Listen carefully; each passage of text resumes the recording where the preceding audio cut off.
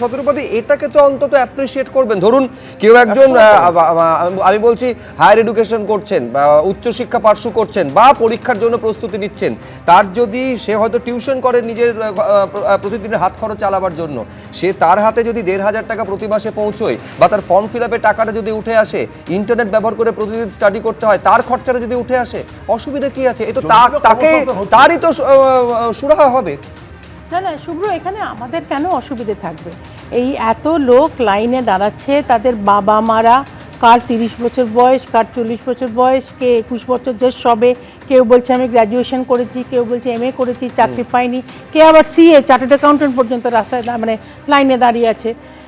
আমার এখানে একটা চার্টার্ড অ্যাকাউন্টেন্সি নিয়ে পড়াশোনা করছে, আচ্ছা CA বললো বলে আমার মনে হলো যে সে বোধহয় পাশ করে বেরিয়ে গেছে বা যাই হোক, যাই করেছে। কিন্তু এখানে না সবচেয়ে বড় কথা হচ্ছে যে এই অসংখ্য মানুষ তার মানে আমাদের রাজ্যে বেকার, এবং এই অসংখ্য মানুষ বারবার একটা কথা বলছে, তাদের বাবা মা মাসি যারা যারা এসছে তারাও বলছে যে এখানে একটাই কোয়ালিফিকেশন, তৃণমূলের মানে নয় নেতা বা ছোট নেতা বড় নেতা তাদের সঙ্গে কোনো সম্পর্ক থাকতে হবে, মানে কোয়ালিফিকেশন তৃণমূল। সেটা ছাড়া এখানে কোনো রকম মানে চাকরি বিক্রি, চাকরি কেনা ছাড়া এখানে আর কোনো জিনিসে চাকরি পাওয়া যায় না, এটা পরিষ্কার।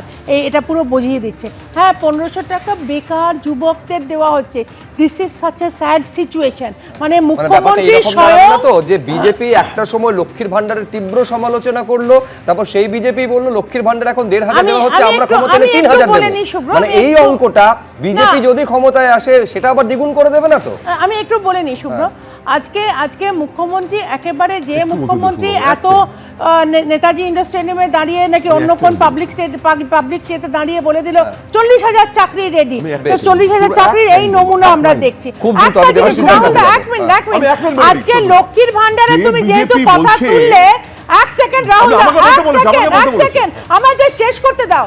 শুভ্র যে কথাটা বললে যে লক্ষ্মীর ভান্ডারের সময় আমরা আপত্তি করেছিলাম, তোমার মনে থাকবে লক্ষ্মীর ভান্ডারের 10 বছর পরে 2011 পাওয়ারে এসেছিল, 2021 করেছিল।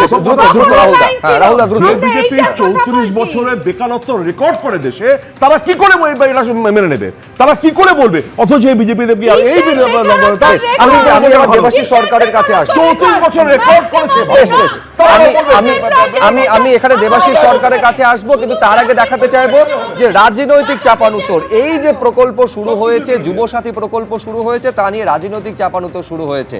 একেবারে বিরোধীদের তরফে এই কর্মসূচি বা এই প্রকল্পের বেকার ভাতা প্রকল্পের সমালোচনা করা হচ্ছে, পাল্টা শাসক দলের তরফে কি বলা হচ্ছে দেখাবো, তারপর আমি দেবাশিসদার কাছে ফিরছি। দেখুন, এত তাড়াতাড়ি যুবসাথীর লিস্ট তৈরি হয়ে গেল, ভাতা এসে গেল, কারা পাবে ভাতা? লক্ষ লক্ষ বেকার আছে, কিসের আধারে তাদেরকে সিলেক্ট করা হলো যাদেরকে ভাতা দেওয়া হবে? প্রশ্নটাই আছে। কেবল নির্বাচনের জন্য ক্যাডার ভাতা হিসেবে এটা কি চালু করা হলো? বেকার ভাতা তো CPM-ও চালু করেছিল, তাতে কি হয়ে গেছে? কার লাভ হয়েছে? তারপরে বন্ধ হয়ে যাবে এক সময়, বসে খাওয়া অভ্যাস হয়ে গেল, তারপরে কি করবে যুবকরা? তাদের ভবিষ্যৎ কি হবে? CPM তো চলে গেছে, কিন্তু বেকাররা বেকারই থেকে গেল। এটা ভোটারকে ঘুষ দেওয়া, অন্য কিছু না। যেমন লক্ষ্মীর ভান্ডার, আমরা অনেকদিন থেকে বলছি লক্ষ্মীর ভান্ডার টাকা ২৫০০ করা হবে, আশা কর্মীদের ১৫,০০০ টাকার দাবি মেনে নেওয়া। আমরা সিভিক পুলিশের পার্মানেন্ট করার জন্য দাবি করেছি, কারণ পুলিশে লক্ষ লক্ষ পদ খালি পড়ে আছে, সেখানে স্থায়ী বন্দোবস্ত করা হোক। এই সরকার স্থায়ীতে বিশ্বাস করে না। ঠিক বেকারদেরকে আমরা দাবি করি চাকরি এবং কাজের ব্যবস্থা করা হোক, কমসে কম তাদেরকে ট্রেনিং দিয়ে স্কিল করা হোক। তাদেরকে যদি স্কিল্ড করা হয় ট্রেনিং দিয়ে, তাহলে কি তারা অনেক বেশি চাকরি পেতে পারে এবং নিজের পায়ে দাঁড়িয়ে তারা রোজগার করতে পারে। সেখানে কি হবে? ভোটের আগে তাদেরকে ভাতা দিয়ে খুশি করে দেওয়া হবে। এ ভাতা মানে ভোটের জন্য ব্যবহৃত হাতা। মুখ্যমন্ত্রী তো স্বীকার করলেন যে তিনি মিথ্যে বলছিলেন। কি বলছিলেন? ডবল ডবল চাকরি হবে।